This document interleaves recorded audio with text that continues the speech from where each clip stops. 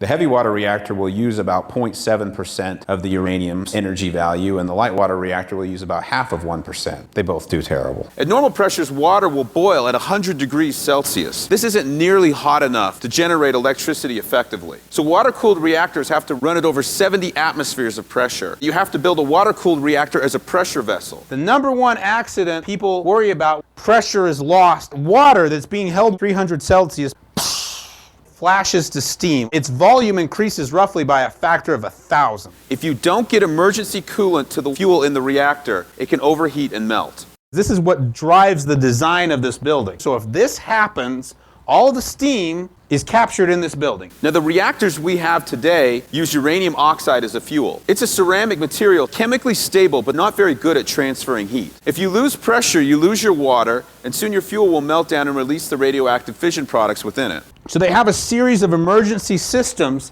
designed to always keep the core covered with water. We saw the failure of this at Fukushima Daiichi. They had multiple backup diesel generators, and each one probably had a very high probability of turning on. The tsunami came and knocked them all out. Somebody say, is nuclear energy safe? And the first thing I say is, well, which one? Thousands of different ways to do nuclear energy. Is the car safe? Well, which one? I had the good fortune to learn about a different form of nuclear power. The liquid fluoride thorium reactor. We can fully burn up the thorium in this reactor versus only burning up part of the uranium in a typical light water reactor. It's not based on water cooling, and it doesn't use solid fuel. It's based on fluoride salts as a nuclear fuel. You have to heat them up to about 400 degrees Celsius to get them to melt, but that's actually perfect for trying to generate power in a nuclear reactor.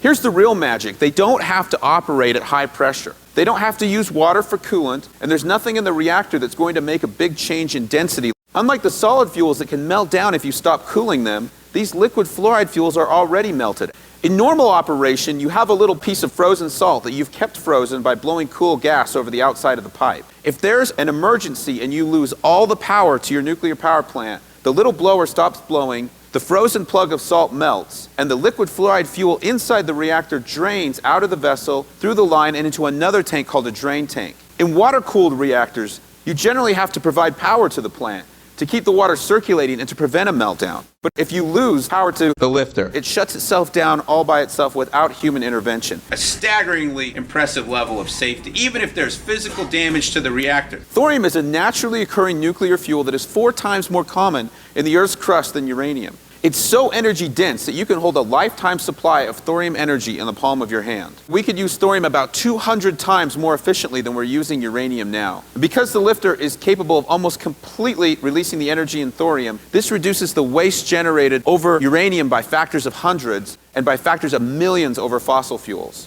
We're still going to need liquid fuels for vehicles and machinery, but we could generate these liquid fuels from the carbon dioxide in the atmosphere and from water, much like nature does. We could generate hydrogen by splitting water and combining it with carbon harvested from CO2 in the atmosphere, making fuels like methanol, ammonia, and dimethyl ether, which could be a direct replacement for diesel fuels. Imagine carbon-neutral gasoline and diesel, sustainable and self-produced. You can see that uranium-235 is like on par with silver and platinum. Can you imagine burning platinum for energy? And that's what we're doing with our nuclear energy sources today. We're burning this extremely rare stuff, and we're not burning thorium.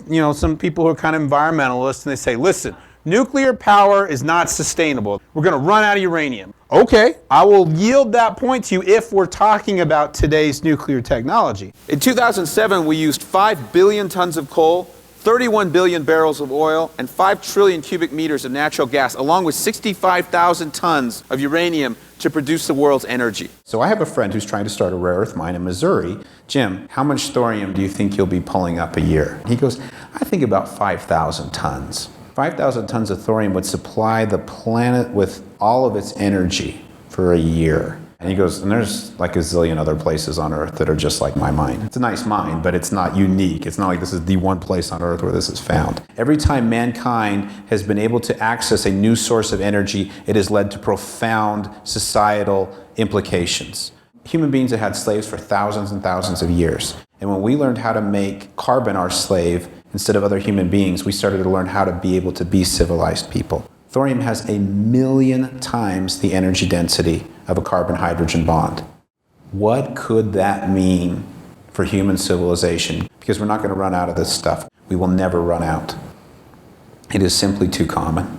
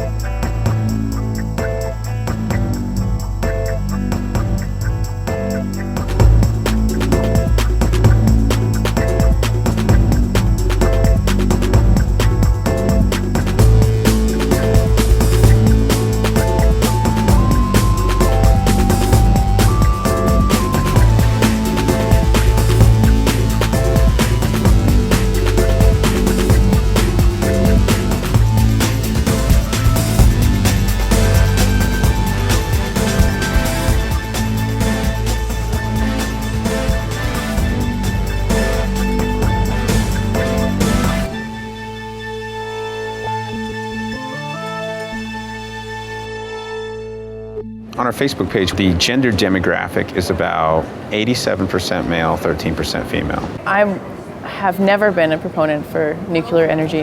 It's because of the consumption, right? Because it allows us to continuously consume that I believe is unsustainable. Do you think other forms of energy will prevent us from consuming as much? If we're running out of it, yes. I think we will start to ration it and reuse things as opposed to just creating a new one. Well, what about solar and wind then? Sun will always shine, the wind will always blow. Those give us life support. Thin gruel of a diet of energy. Yeah. I believe we don't really appreciate what we have, and I only speak for myself. So you intuitively perceive wind and solar as being energy sources that are not on the same par with like oil and gas. In the scope that we are currently using them, and I think that if we amplify the scope of both wind and solar, then we're also going to be looking at larger destruction as well. So you recognize that wind and solar are environmentally invasive forms of energy generation. They take up a lot of area. Yeah. In order to prevent unacceptable levels of environmental destruction, limit how much wind and solar we put in. We'll have to use them in different ways, incorporating them within already existing structures. I actually looked at this with my own home about if I covered the house with solar panels, how much would I make? And the problem was it wasn't nearly enough. Their performance went down. Every single time I go on the roof to clean the solar panels, I'll be putting my life at risk.